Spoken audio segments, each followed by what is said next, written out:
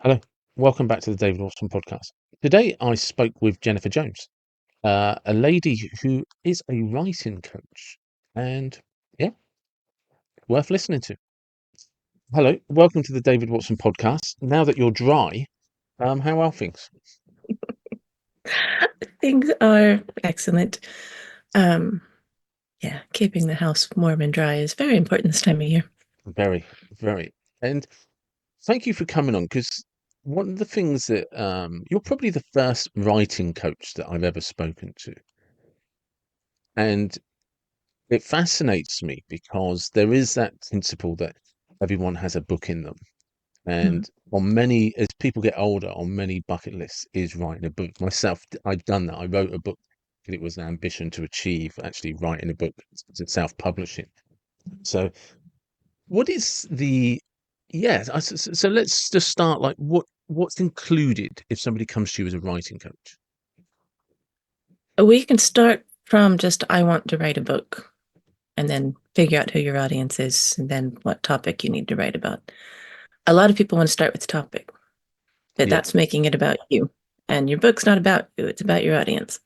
So you need to figure out what your readers want and need to read from you and then write that book.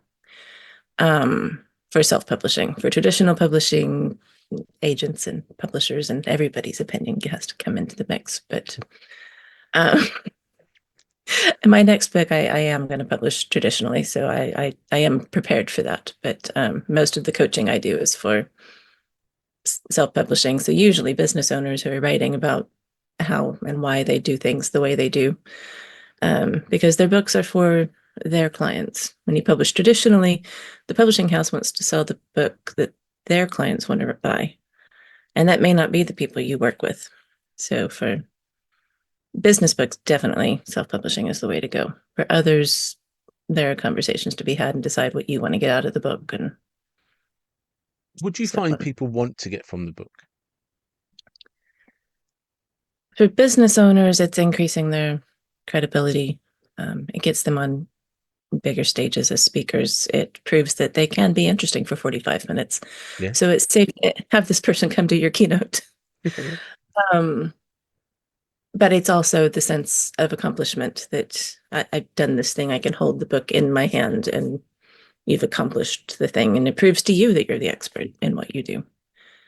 And Yeah, there's a lot of weight in that though, because the process of sitting down, planning a book, writing it out, drafting, editing to, it's a strange thing, isn't it? There's that old cliche, don't judge a book by a cover. Okay, but you will judge the difference between a person that's written a book about their subject and one that hasn't. And if I can stand there for a book saying I'm an expert because of X, Y, and Z, but it's in my book, and someone else was like, take my word for it, it's like, nah, the guy with the book, he must yeah. know what he's on about, or she must know what they're on about. So yeah, there's a lot in that. It's, it does kind of every time somebody says, I've written a book, you automatic there is a default switch in everyone's head that they must they must be an expert. Well, and the writing process, a lot of people put it off because they think it's going to take years.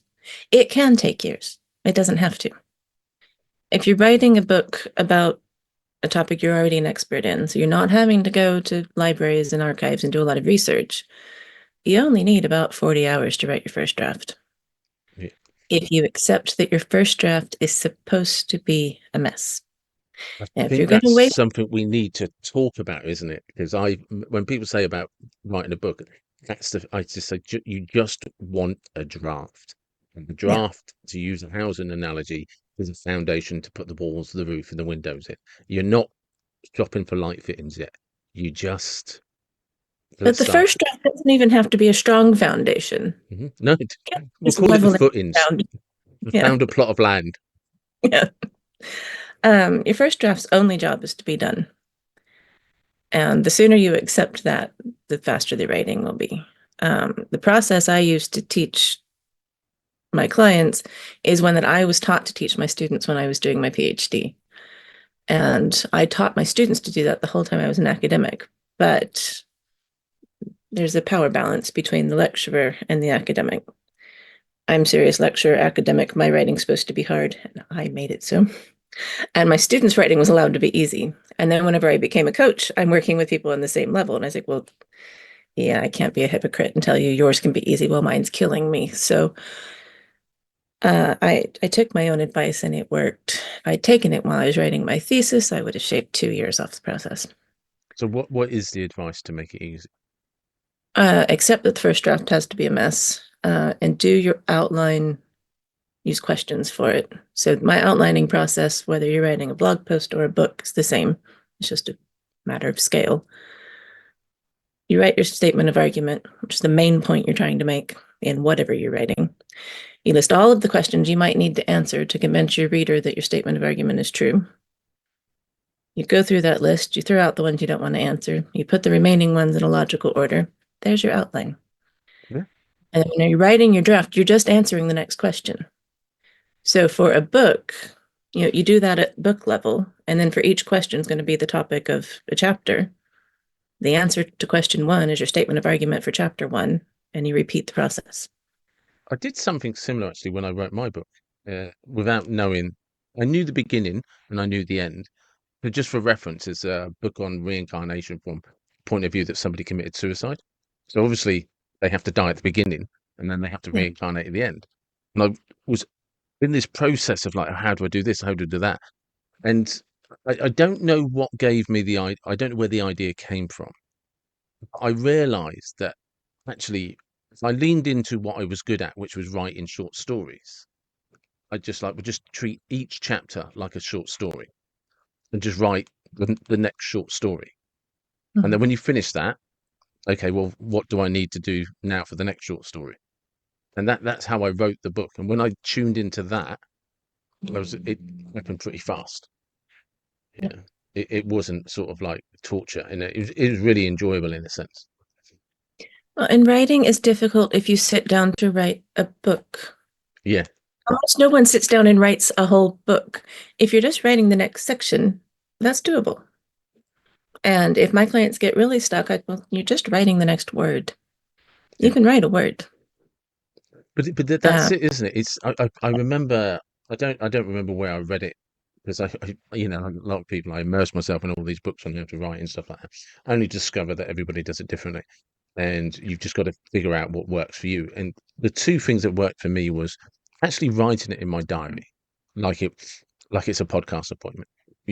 Even if it's just I'm writing for an hour, and it was always, even if I had a whole day free. No, you can write from 10 till 12. That's it.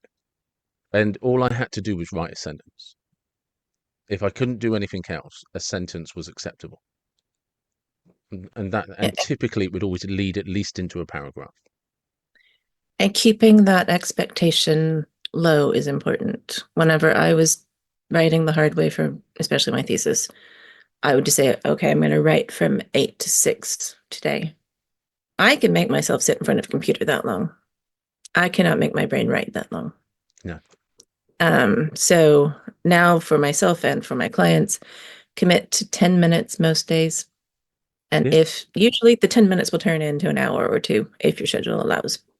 But if it's only 10 minutes, you've kept the commitment to yourself so you don't feel guilty the next day. Because when you start feeling guilty about your writing, the writing will stop because you're not stupid. Your brain will say, okay, yesterday that made us feel really bad and guilty, so we're just not going to do any more of that. And then you'll get blocked for weeks. Where instead, if you're just, okay, I'm going to write for 10 minutes. And if you can't write the thing you're wanting to write, then I tell my clients to write about why they don't want to write. So Okay. you've written something for 10 minutes.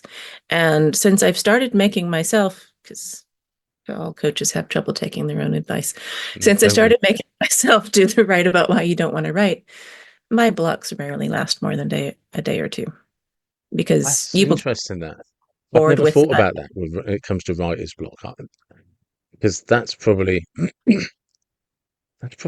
that's genius, really.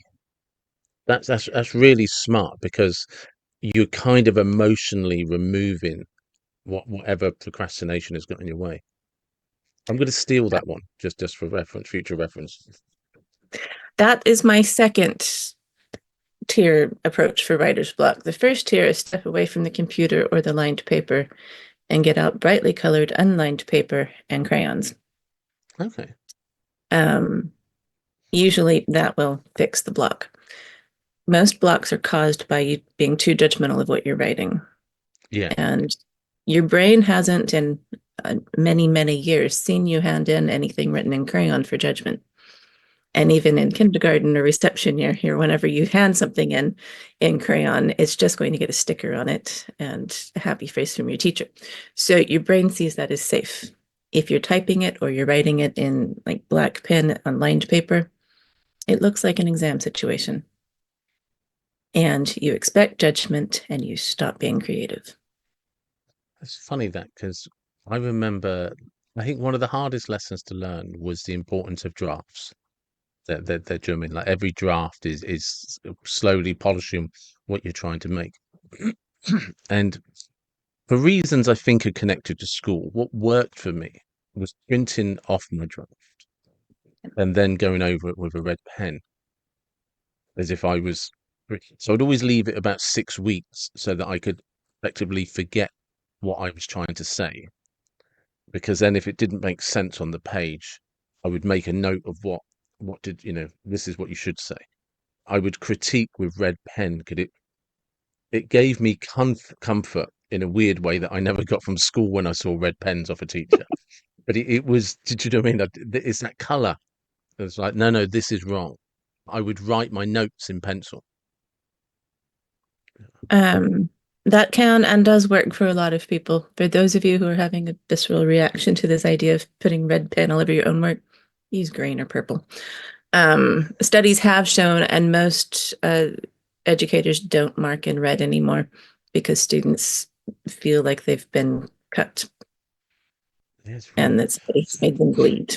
So, but I do a lot of my markup on red. In red, it's easy to see on the page, and It's literally because it took me back to a time in school that I understood. And kind of that first book, that first writing process is something I didn't understand. And I guess it gave me a foundation like, well, I understand this, so I'll do it this way. yeah. And it worked phenomenally well for me. But it was going backwards in time to, something that was familiar to me in the sense of this is how you get better, this is how you improve, this is how your mistakes are pointed out. And these are the notes that was like the way I remember it, and it's probably I'm probably paraphrasing a memory that didn't exist, is the criticism was in red, the constructive feedback was in pencil or blue pen. Maybe it wasn't, but it's kind of how I remembered. Um, the default for most editing programs is red. So when clients get my markup, whenever I do copy editing, it's all in red. You can change that. Your editor can't change it because whenever you open it on your machine, it defaults back to red. Yeah. But yeah, we've got a long history of those color combinations. Yes. How do you think people overcomplicate their writing? Um, Two things. First, they make it about them, Yeah. and whenever you start getting stuck, you need to go back to what does my reader need to get from this? Because we're all more willing to help others than we are to help ourselves. For the other way is they start editing before time. Mm. I compare the writing process to clearing out your wardrobe, and it's not that I love clearing out wardrobes. You could see my no, I don't. But it's a concrete process where writing feels very nebulous, and a lot of it's in the head. So the first stage of clearing out your wardrobe is chuck all the clothes out of the wardrobe onto the bed. That's your first draft. You don't judge that pile of clothes on the bed because it has to happen for you to see what you have. So that's the attitude you need to take to your first draft. The sort of middle drafts is sorting that mess into what you want to keep, what you need to fix, and what you want to get rid of. For your clothes, that's easy. You put them in piles, in bags to go to the charity shop, and so on. For your writing, the stuff you want to get rid of, don't delete it.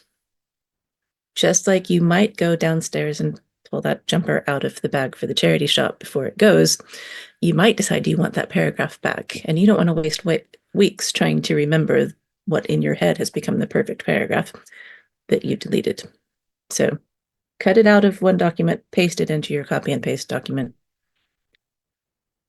About once a year, I go through my hard drive and delete a lot of copy and paste documents. I rarely go back and use them, but they're there if I need them.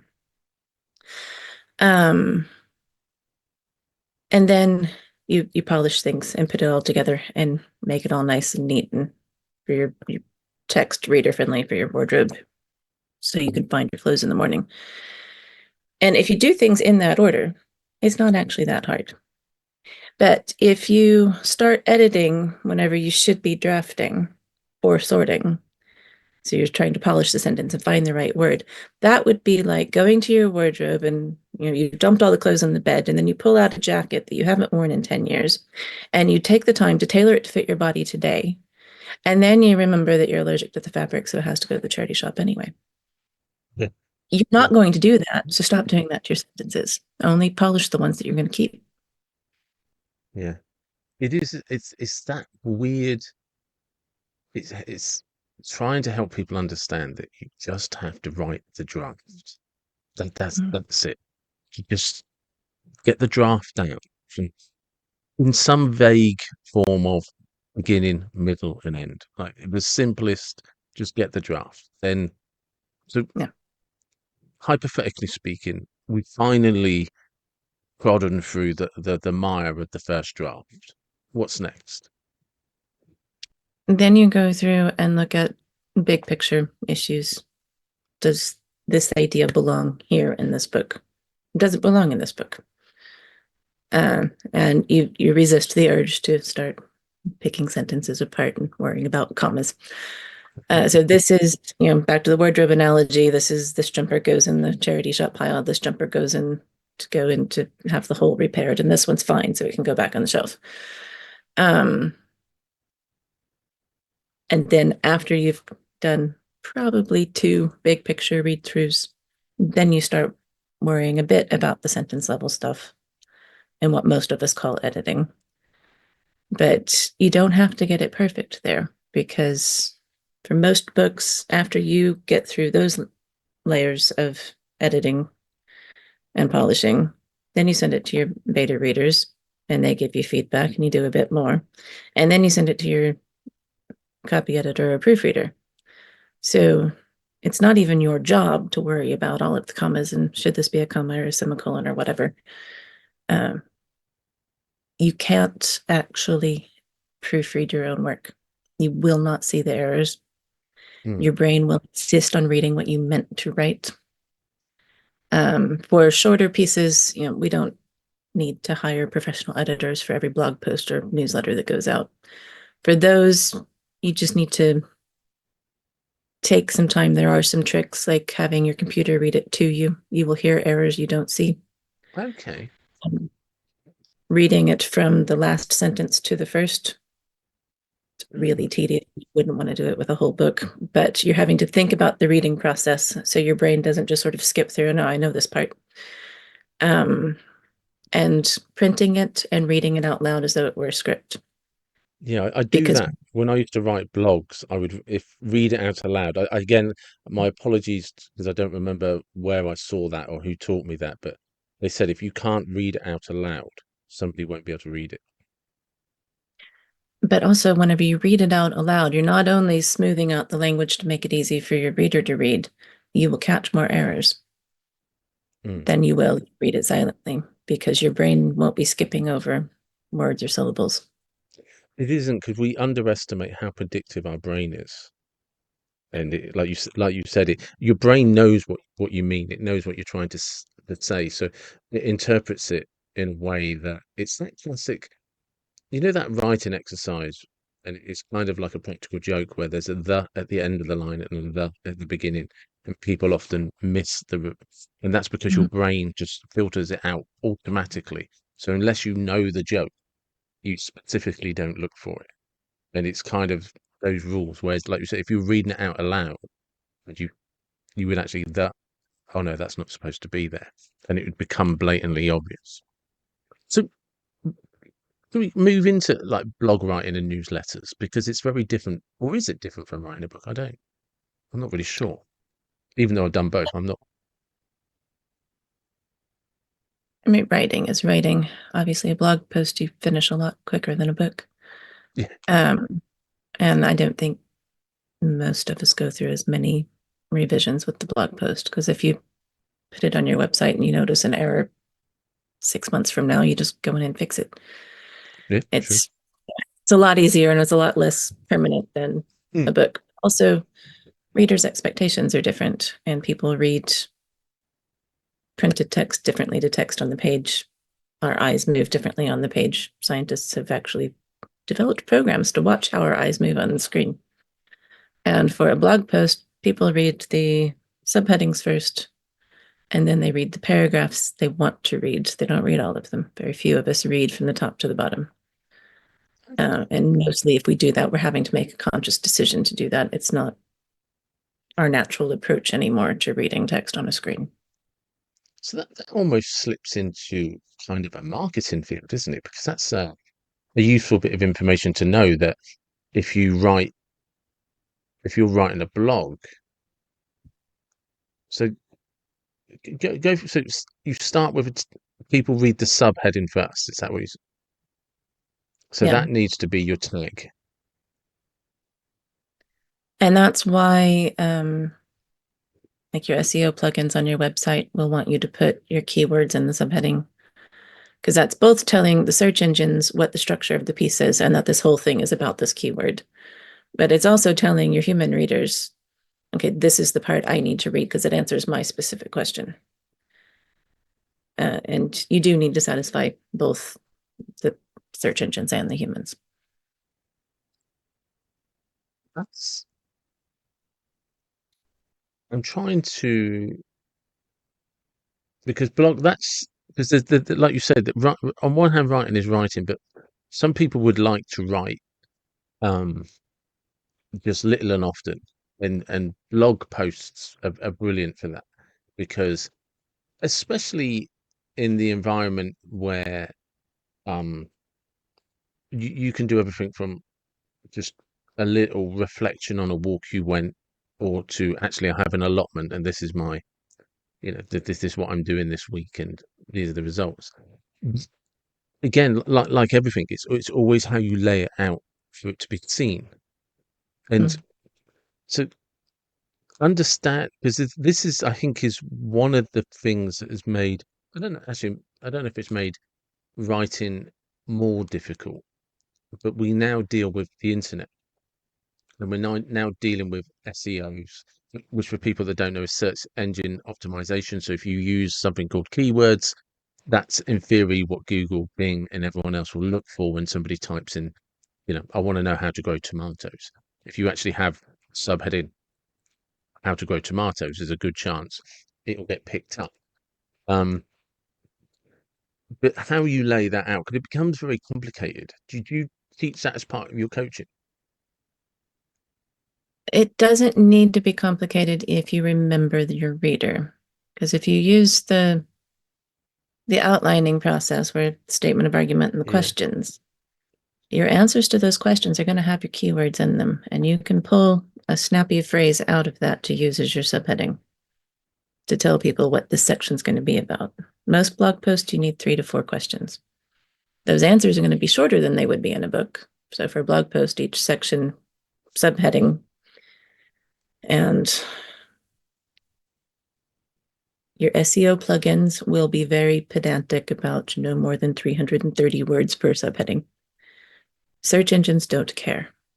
If you need 500 words for that subheading, that's okay. If you go much past 500, you probably need to put in a subheading. But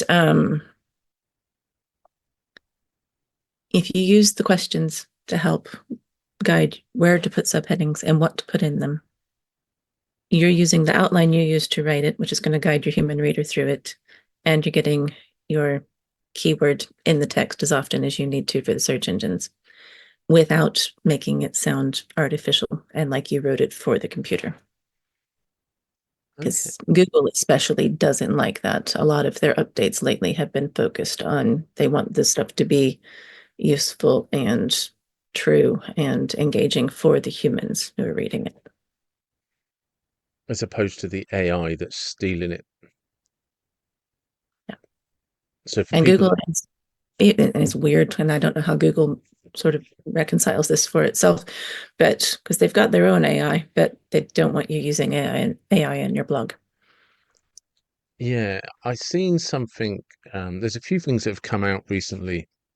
One is Wikipedia is like, hang on, you guys, you're taking our content and you're putting it up there as your AI content, which means Mhm. people aren't coming to Wikipedia, which means we don't get the funding we need for the information you're taking. And I don't think people realize that they say it's artificial intelligence, but it's actually just a extremely sophisticated and rapidly fast search engine that paraphrases or blatantly just posts other people's work. And But it also misparaphrases and gets things wrong. yes, Because if you, I don't read them anymore because they're just a waste of time. But on the Google searches now, you get the AI summary at the top, yeah, and it often misunderstands your question. all the time. The traditional Google hits at the bottom after you scroll through the AI bit and you scroll through the ads, and then you get to what used to be the search results. They will answer your question. But yeah, on every Wednesday on LinkedIn, but also my other socials, I'm doing a What You Won't Get When You Work With Me series. And Okay, I've started with why I won't teach you to use AI in any part of your writing process.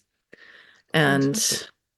And in a week or two, we will be talking about because there are also legal implications with because we know that, as you said, it's stealing from Wikipedia. It's stealing from all of us who put stuff on the Well, internet. yeah, some people are starting to sue them, trying to bring lawsuits And against them. that's the thing. The courts haven't yet decided who owns what the bots write. Mm. Is it the person who wrote the code to create the bot? Is it the material the bot scraped off the internet? Or is it the person who put the question into the bot? So if you're using AI to write like all of the content for your business, you may find you don't actually own your business. And we won't know for years until this makes its way through all of the courts. Yeah, and it's not really people are talking about how AI is the answer, AI is the solution, and I'm the same as you. I've started saying to people, no, you want to become in the short term, you might think it's productive, but in the long term, what you want is a reputation for the fact that you're completely organic and your work is your own work, and it's not AI work. And and the reason for that is exactly that. AI is often, if not always, taking someone else's work and then presenting it almost, well, in some cases, it's being word for word. Academics have come out and said, hang on, that's my research that you've quoted, but you haven't quoted it. That's the point. You haven't said this is, Jennifer Jones. This is from LinkedIn. This is the link to the post. Like you would if you were doing a dissertation, you are expected to here is what, this is where I got the idea from. This is the source, and whoever is marking that dissertation is expected to be able to look up exactly if you say click this link or buy this book, page 22, paragraph 4, it's supposed to be there. Yeah. AI is just like, I'm incredibly great and amazing, and in less than half a second I've answered your question for you. And it's like, no, you haven't. You've taken someone else's work. It's yeah. And that's why whenever you upload a book to like Amazon or Ingram Spark to publish it, you have to tell them whether you used AI to produce it or not. And if you did, it won't be copyrighted because you can't copyright material produced by AI. I didn't know that. Yeah. I know from I didn't know why, and I'm assuming that this comes into it. When I put my podcasts up, I have to clarify. When I'm loading them, I have to clarify whether there's any AI or anything, which for me is no. Clearly, I'm in a shed. It's with a webcam and a speaker, a microphone. Sorry. So yeah, because there are all these things now. Is it this? Is it? And it's like no, no, no.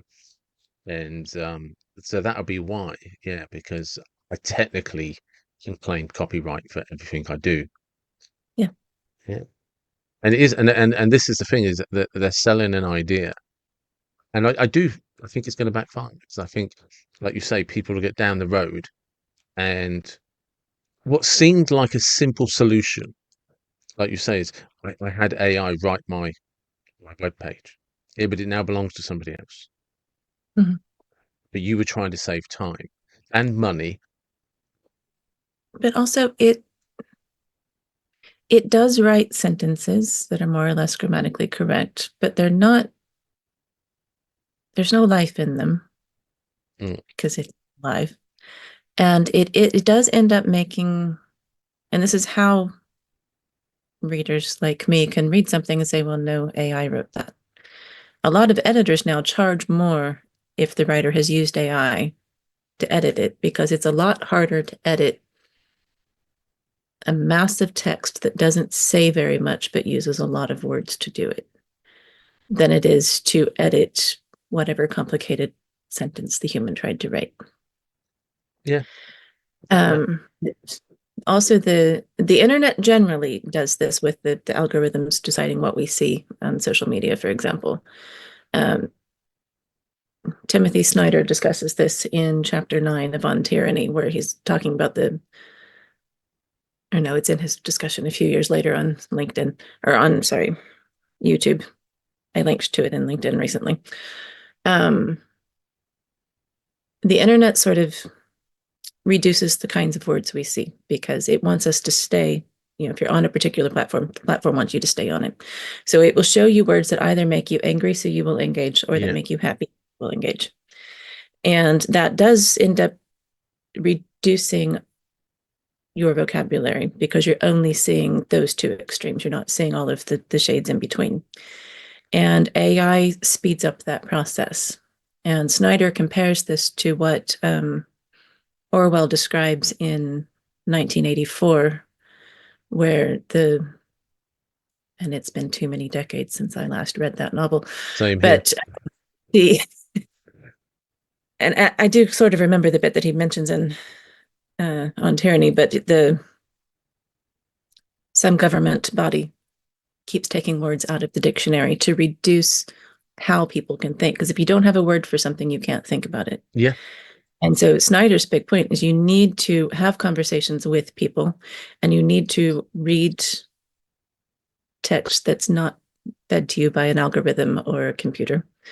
He encourages going to read books. There are good reasons to read ebooks for some people.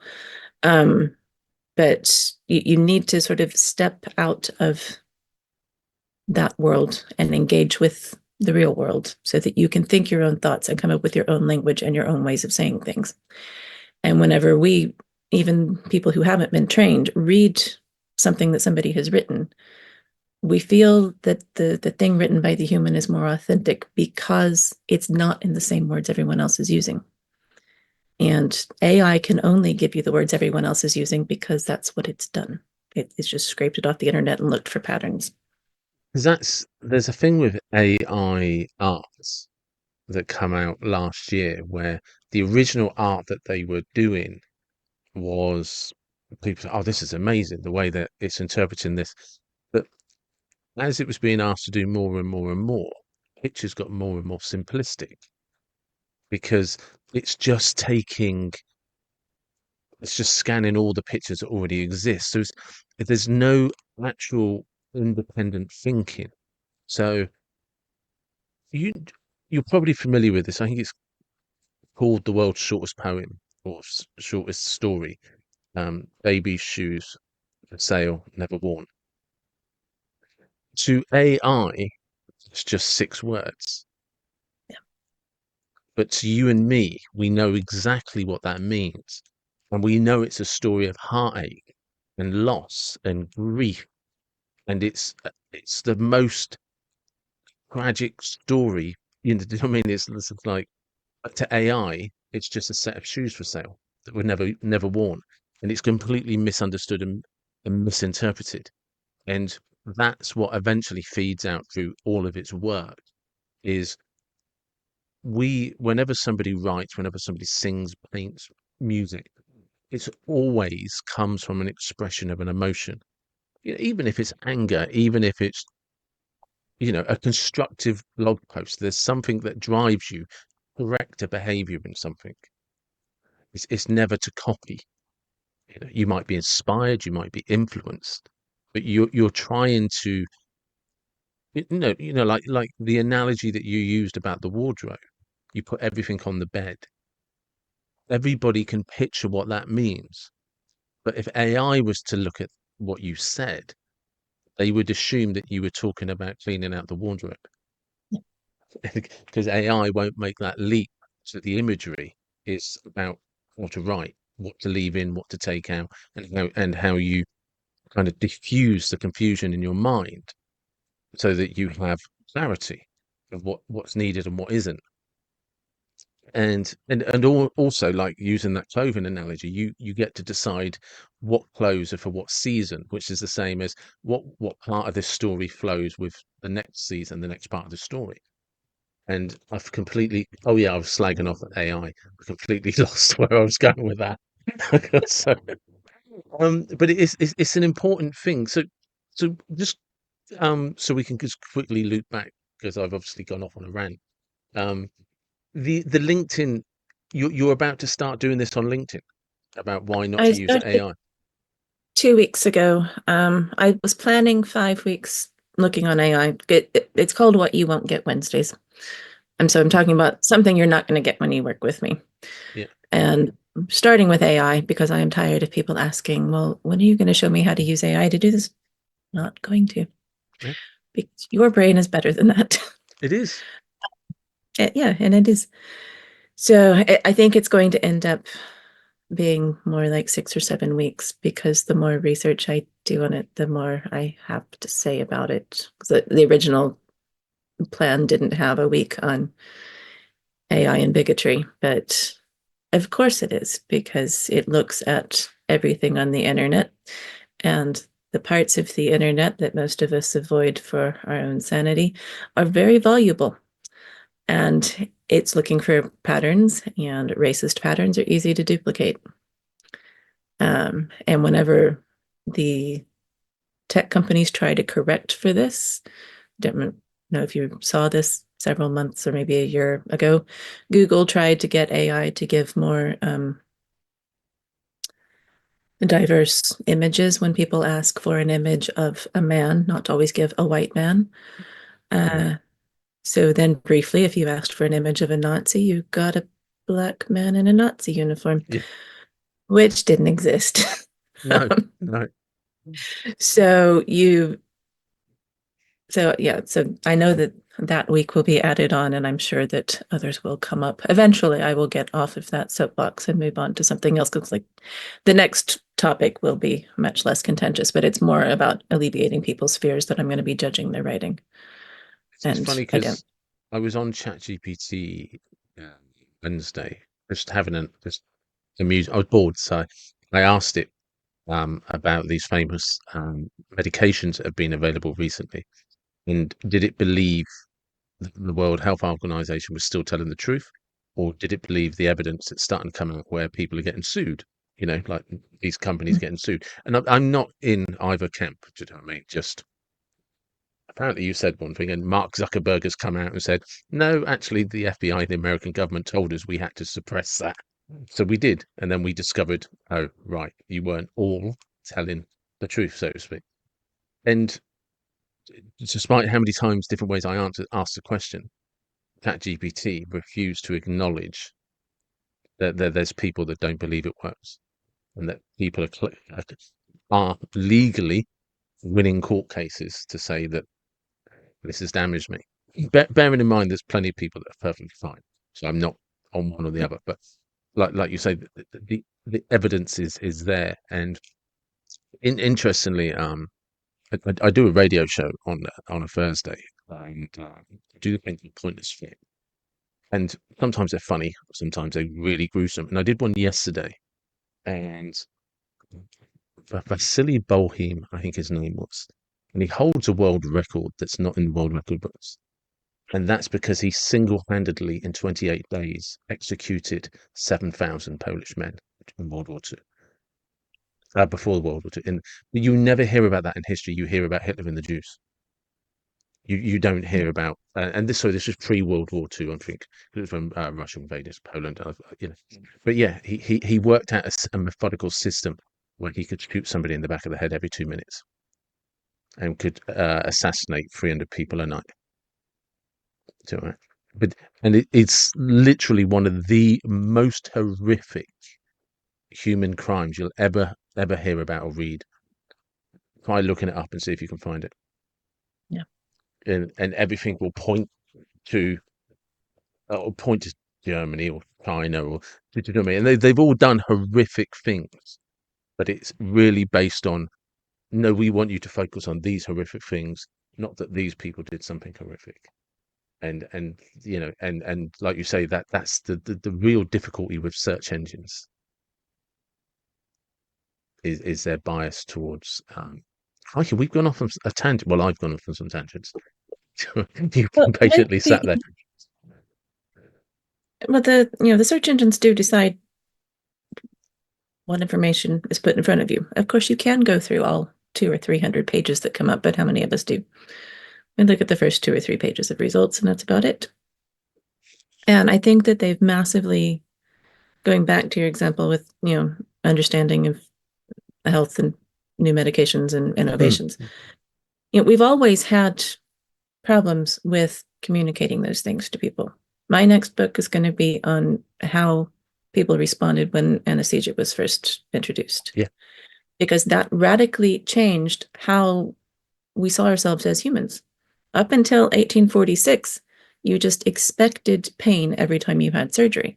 And all of our philosophical and religious systems accommodated that and made the pain morally good for you, made suffering it a sign of morality. And our understanding of health, pain, a lot of surgeons, really until the end of the 19th century, thought that pain kept you alive during surgery and that it was lack of pain that was causing people to die, not the fact that they weren't washing instruments in between patients. Yeah. But that's an interesting point because people don't realize antiseptic didn't come around till after anesthesia. So and that's, they didn't know that you died of infections. yeah. Well, they knew you died of infections. They didn't understand how you got them. Yeah, sorry. So but it was hard enough for doctors to communicate what this big change was and how it worked and how it could be good for you. Then, when you've got relatively few publishers and relatively few people reading the stuff that was published, and then now it's all over the internet with every iteration you can imagine, but then you've got a few search engines deciding which bits of the internet you get to see based on what you've looked at before. Because if I do a search on Google and you do a search on Google, we're going to get different results. Yeah, and Even here's if the they strange thing. question it. The reason we won't say the particular medication is because the video will get blocked. Even though Yeah. I discovered this by accident. I was having a conversation with somebody, and we weren't slagging it off in any way, shape, or form. We were just talking about the marketing behind it and the imagery they used and how clever and effective it was, and that actually it's a great example of how you should market something for some maximum effect. And yeah, it got stripped from YouTube. I didn't get a strike, but it got taken down. And even when I appealed, no, no, you're talking negatively about it. It's like we weren't. It was what we were talking about was all of the like the imagery they used of how bacteria looked and often in do you know what I mean? It was almost it demonstrated it visually as a play Mhm. and yeah, they struck the video. Yeah. And it's just And like wow. yeah, I think especially science communication people need to look at what worked and what didn't in the past, because a lot didn't work with, Yeah. anesthesia and communication about antisepsis. My great grandfather was born in 1896 and died in 1996. He was never convinced that something you couldn't see could kill you. He was never convinced. That germs, because you can't see them, they're not real. Wow. Um, obviously he was still following the basic hygiene practices because you don't live to almost 100 years old if Yeah. you And don't. how do you argue with somebody? It's like I've outlived my doctor.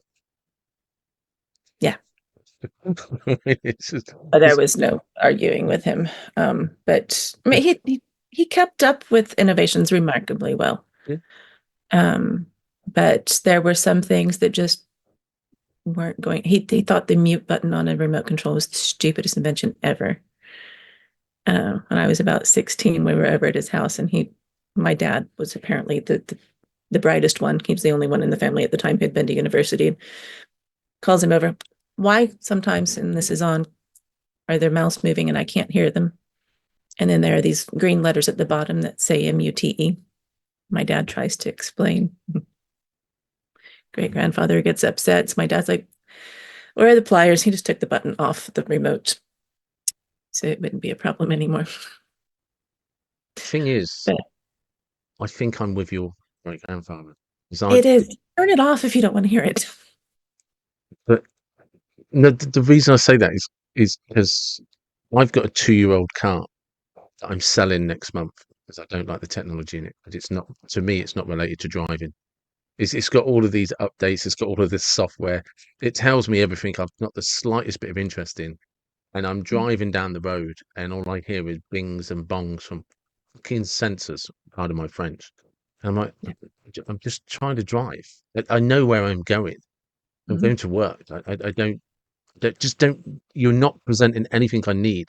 Yes, so I'm selling it next month, and I'm just going to buy a 20-year-old car with no technology on it because I've purchased a very comfortable smartphone. It's just driving me up the wall. When it's driving and it's just, you know, for reference, it's a two-seater BMW Z4 convertible. It's lovely to drive. It drives me up the wall. But it won't shut up and let you drive. Yeah, yeah. It won't shut up and let me drive. And then when it doesn't connect to my phone and it's like, well, you haven't paid for these subscription packages to use the BMW system and stuff like that. It's like, okay, well then connect to my Android. And it is like trying to connect. It'll tell you it can see it. It can tell you it's there. It tells you you're connected. Well, you're not because, Yeah. you know. So yeah, that's Jesus Christ. I'm with your great grandfather. I mean, I'll be back to chalk and a blackboard if I get my way. Uh, but all of these changes in a couple hundred years, people just expect their cars to speak to them. Mhm. But while we're living through them, and they are challenging how we understand our world. I think for me, and I think this goes back to the writing process, is humans like to be comfortable and we like the path of least resistance. Mm. The problem with that is that we throw ourselves into it enthusiastically. And the the best moments that you will get an idea when writing are the moments after hours of sitting there wondering what to write, playing with lots of ideas that you didn't like, that didn't work out. And like the cliches that you polish the draft after 2 or 3 drafts. But that piece of work that you're really proud of come from work, from presenting yourself to a challenge. And every time we go down this road of we'll make life easier and easier and easier, there I talk about, or I've gone on about it like a stuck record in previous podcasts about the difference between growing up in, like, I was born in 74, like the 80s and the 90s. I wouldn't say it was easier, but it was simpler, and that was nice. And the easier life has got for us, the more complicated it's become. And I think that's why ultimately people like me will always just resist certain things until we're in the ground. I, it's impossible to overstate how happy I am that I got through my teens and most of my 20s before social Yeah. media. You said something important, just about just reading a book. Get off Yeah. the screen, read a book. Reads, because Google will not tell you how somebody else is thinking outside of your echo chamber because it wants you to stay on a platform, and it wants you to go to the platform that's paid for the sponsorship. And it's especially through reading fiction that you understand how other people experience things. Yeah. Um, because you can't get that, you can't get into their interiority in any other way, really. Um, it might thesis was on how George Eliot represents emotion through music in her Okay. novels. And, we can't explain how it feels to love somebody. No. You just can't. And if you look through her novels, she compares it to music every time. There are other ways she uses music in the novels, but that's the easiest example for people to understand. And we need to see how a variety of other characters experience these things so that we have words for how we're feeling. Yeah. And that goes back to that's why we don't need to dumb down the language and just get to where you're using words that make you either very happy or very angry, because we need to be able to discuss how we're experiencing the world. And if you can't do that, then you can't imagine the world other than as it is. And if we stop doing that, we just accept it as it is. I did a speech last August at a wedding, and obviously the theme was love. And one of my opening lines is, "Nobody can describe it to you, but we all know what it is." Yeah. And it's because it has so many connotations, so many examples. Love can be witnessed in grief. It can be witnessed with two friends. It can be witnessed between a parent and a child, between um, pet and its owner. It can be witnessed in breakup. It can be witnessed in marriage. Do you know what I mean? It's so many. We all know it when we see it, but nobody. All of the poems, all of the sonnets, the books, over and over again, no matter how many times we write a song about it, always resonates as if it's never resonated before. But it's just a four-letter word. Well, and the trying to communicate, that's what Yeah, writing is. And people will get frustrated that they can't do it. It's like, but how many sonnets did Shakespeare write trying to explain what love feels like? And he clearly wasn't happy with it because he kept writing. yeah, So if he can't do it, yeah. why are you getting upset because your first draft doesn't do it? That's a good point. Yeah. But it's also Shakespeare and Wordsworth and a lot of dead white guys that we have to blame for our idea that we should be able to just sit down and write something perfect the first time. Because Wordsworth described poetry in his preface to lyrical ballads as an overflow of emotion recollected in a time of tranquility. And this coming from a man who wrote and rewrote the Prelude from 1805 until he died.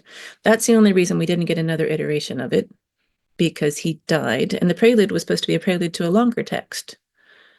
Yeah. So, if that was Victoria's main poet laureate, if you've got a poet laureate who can't get it right the first time, stop judging yourself for not getting it right the first time.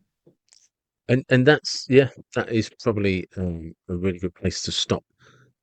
Um, but before we do, I have a random question for you. Okay. If you could go anywhere in history because you've got a time machine, where would you go? Why would you go there? What car would you use as transport? And what music would you be listening to? I wouldn't use a car because I want to ask George Eliot why she never gave any of her heroines the courage of her own convictions. So I suppose that would be a carriage or Yeah, horseback or something. The music would be Beethoven. Elliot and I agreed a lot on music. When she heard Wagner for the first time, she said, if that's the music of the future, because that's how Wagner described his music, she was very happy to be a tadpole yet prescient of the frog she is to become. Um, that's deep. that's yeah. Basically, that's a long-winded way of saying that's a lot of noise, and I like melody. So that would be okay. And where can people find you? Well, I'm on LinkedIn, so that is the most reliable social network to find me on. I am increasingly on Blue Sky and on my website, And your website like is, ewc.coach. that's perfect. Thank you very much. Thank you. And that was Jennifer.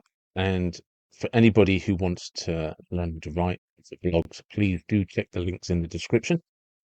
Jennifer, just so many things to remember. And I was fascinated by the SEO mention of subheadings Google is looking for. And Jennifer and I agree that AI is not going to do what we want it to do. So remember, you are much more original than anything in AI. Thank you for listening. And wherever you're from, whatever you believe, please take care and be blessed. Thank you.